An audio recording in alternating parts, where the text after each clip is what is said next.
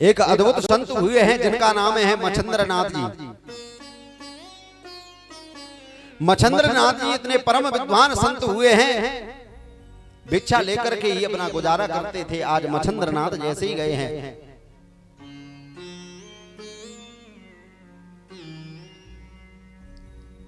जैसे ही मच्छंद्रनाथ एक भिक्षा लेने के लिए एक माँ के घर पर गए, माँ भिक्षा दे, माँ भिक्षा लेकर के आई, रोटी लेकर के आई। मच्छंद्रनाथ जी के सामने वह माँ रो पड़ी है। मच्छंद्रनाथ बोले हैं कि बेटी तू रोती क्यों है, कारण क्या है? कहा है सब कुछ है पर मेरे घर में कोई वारिस नहीं है, मेरे घर में पुत्र नहीं है। मच्छंद्रनाथ जी ने शंकर जी का प्रसाद थोड़ी सी राख दे दी और कहा कि बेटी इस राख को ग्रहण कर लेना और तेरे पुत्र हो जाएगा, शंकर का आशीर्वाद है। मच्छंद्रनाथ जी चले गए हैं। आज जैसे ही उस बहन ने अपनी सखियों को बताया, अपनी सहेलियों को बताया, ऐसे संत महापुरुष प्रसाद देकर गए हैं राख, उससे पुत्र हो जाएगा। कहा कि बहन इस रज से पुत्र नहीं हो सकता, राख से पुत्र नहीं हो सकता, तू जहां घूरा गिरता है वहां जाकर के डाल दे। उस बहन ने क्या किया, जो शंकर जी का प्रसाद राख था वह जहां गोबर डलता है वहां डाल दिया गया। उस प्रसाद पर 20 वर्षों तक गोबर डलता रहा।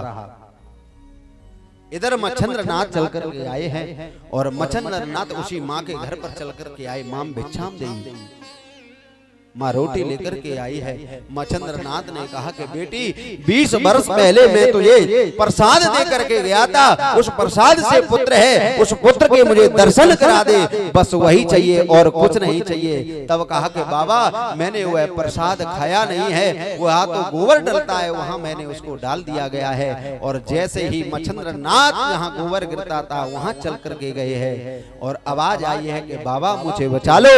गोबर को हटाया गया, वहां सुंदर सा बालक आया और बालक ने कहा कि बाबा मेरा नामकरण संस्कार कीजिए। तब कहा कि गाय के गोबर ने तेरी रक्षा की है तो आज से तुझे गोरखनाथ के नाम से जाना जाएगा। तो कहने का मतलब है संत का प्रसाद मिल जाए तो वह नर्तक नहीं जा सकता। जिस गौ माता ने रक्षा की गाय के गोबर ने, वही तो गोरखनाथ जी हुए हैं। जो गोरखनाथ जी हैं गोरख पुराण हैं, जिसमें महाराज 84 सिद्धियों की कथा है। प्रेम से कहो राधे राधे। गोकर्ण महाराज परम विद्वान हुए, धुंधकारी महाकाल हुआ है।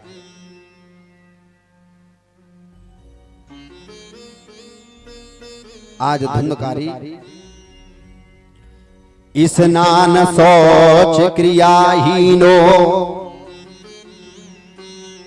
दुर्भक्षी क्रोध वर्धिता दुष्परिग्रह करता चा सब हस्ते न भोजनम। धुंधकारी स्नान नहीं करता है, दुर्भक्षी क्रोध वर्तता, जिसके जीवन में क्रोध है, सब हस्ते न भोजनम। महाराज सब माने मुर्दे पर बैठ करके भोजन करता है। मुर्दा कौन है? जो भगवान का भजन नहीं करता है वही तो मुर्दा है। तो जीवन में महाराज 4 काम जरूरी हैं। 4 काम कौन कौन से हैं? कि शतम विहाय भोक्तव्यं सहस्रम स्नानमाचरे। शतम विहाय भोक्तव्यं, 100 काम छोड़ करके भोजन करना चाहिए। इसकी तो बताने की कोई बात नहीं है कि भोजन तो सभी लोग कर ही लेते हैं। और एक और बताया है कि सहस्रम स्नानमाचरेत, सहस्र वाले 1000 काम छोड़ करके स्नान करना चाहिए। सर्दी का समय है, क्या करना है स्नान, ऐसा नहीं होना चाहिए।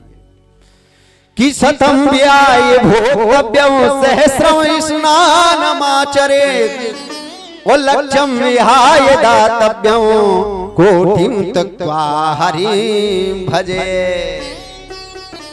लाख काम छोड़ करके दान करना चाहिए और करोड़ काम छोड़ करके हरि का भजन करना चाहिए। आज उसी समय आत्मदेव जी बोले हैं, हे बेटे, तूने मंदिर जैसा घर था उसको तूने कब्रिस्तान बना दिया है।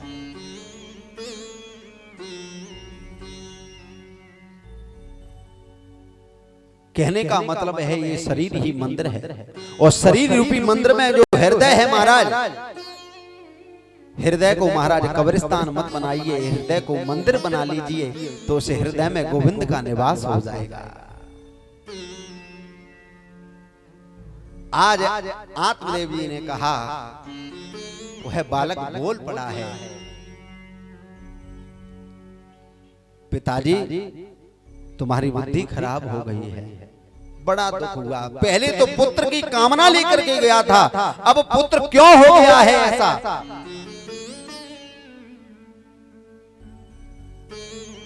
आज वन में फिर चले गए हैं। जब संत ने बताया था कि हे आत्मदेव जी, भगवान को ही पुत्र मान लो, अंग का बेटा बैन सुख ना दे सकता, और राजा सगर के 60,000 पुत्र ना सुख दे सके, तो तुम्हारा पुत्र कैसे सुख दे देगा? आज आत्मदेव जी वन की ओर गए हैं।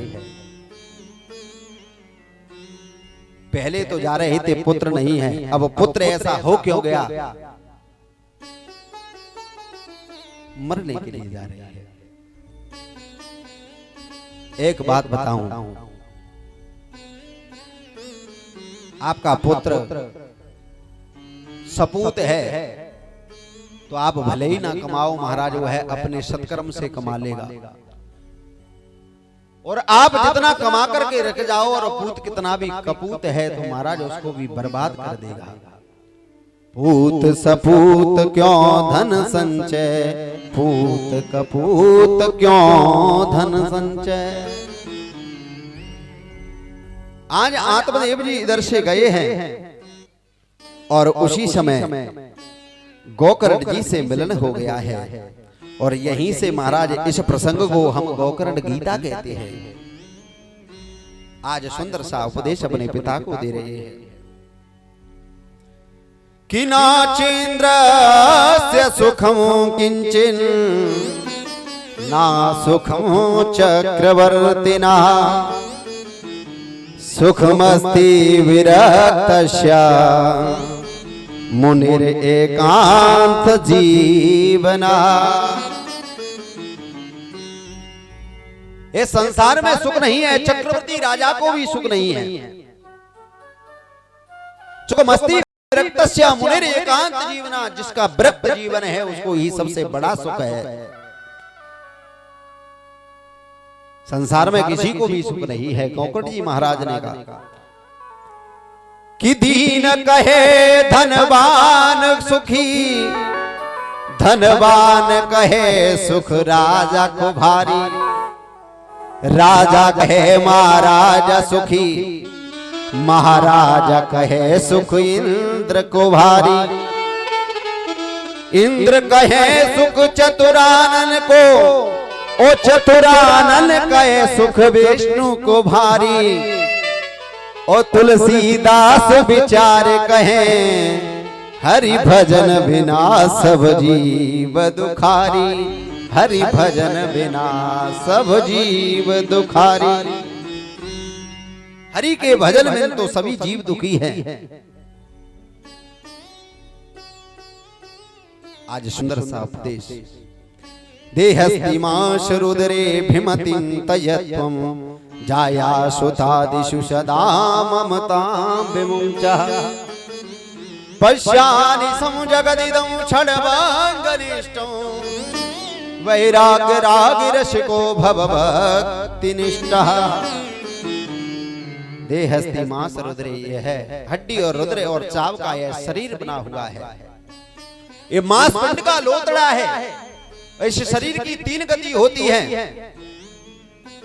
जमीन में गाड़ दोगे तो कीड़े पड़ जाएंगे, वैसे महाराज डाल दोगे तो हिंसक जानवर खा जाएंगे, और जला दोगे तो महाराज 2 मुट्ठी राख हो जाएगी। जाया सुदादिशु सदा ममतां विमुञ्चा, देह के नाते को अहमता और ममता को त्याग दीजिए। पश्यानिशम जगदिदम छड़भंग निष्ठम, ये छड़भंग है शरीर। वैराग्य राग रस को भव भक्ति निष्ठा, जीवन में वैराग्य धारण करके भक्ति का पालन कीजिए। दूसरे श्लोक में बड़ी सुंदर व्याख्यान है कि धर्मं भजस्व सततं त्यज लोक धर्मान्, सेवस्य साधु पुरुषान् जहि काम तृष्णा, अन्यस्य दोष गुण चिंतन मासु मुक्त्वा, सेवा कथा रसमहो नितरां पिबत्वम्। धर्मं भजस्व सततं त्यज लोक धर्मान्, सदैव धर्म के मार्ग पर चले। त्यज लोक धर्मान, लोक के जो धर्म में है उनको त्याग देना चाहिए। सेवस्व साधु पुरुषान जहि काम तृष्णाओं, साधु संत महापुरुषों की सेवा करना चाहिए। अन्यस्य दोष गुण चिंतन मासु मुक्त्वा, महाराज दूसरे को गुणों को देखना चाहिए, अवगुणों को नहीं देखना चाहिए। सेवा कथा रसमहो नितनाम पिबत्वम, सदैव महाराज भगवान की कथा को श्रवण करना चाहिए।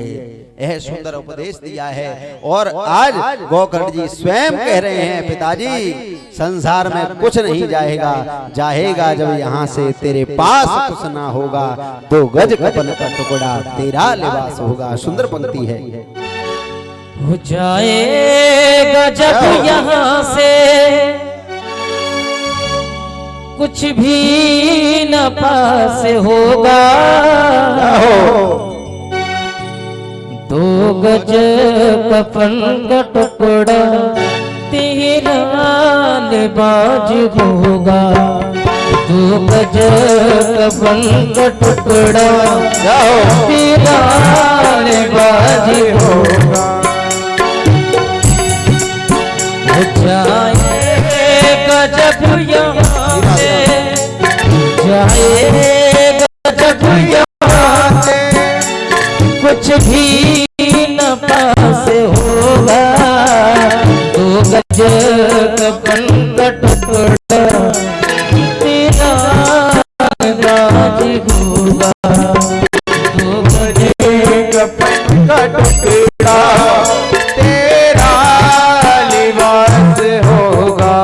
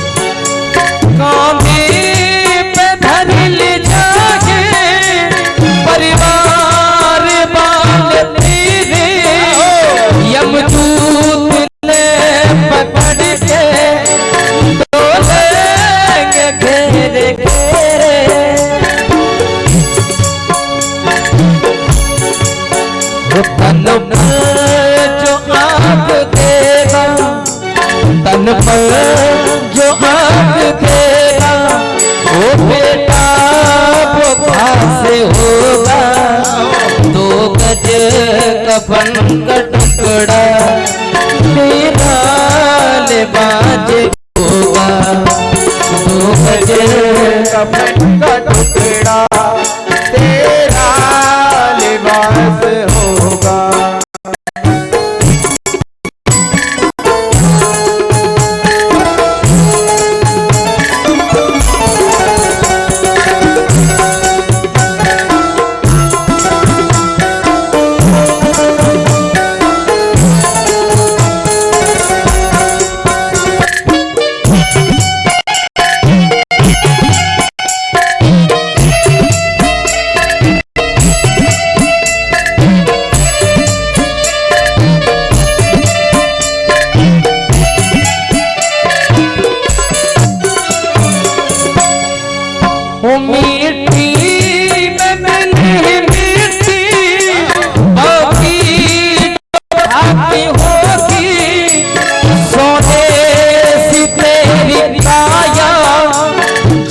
कर के रात होगी मीठी में मिली मीठी बाकी जो बाकी होगी सोने सी तेरी काया चल कर रंग होगी तन के जो जांच होगा मन तू निराश होगा दो गज कपन का टुकड़ा डाल बाज होगा दो गज कपन का टुकड़ा तेरा जाएगा जब यहाँ से जाएगा जब यहाँ कुछ भी न पास होगा दो गज कपन का टुकड़ा सीधा बाज होगा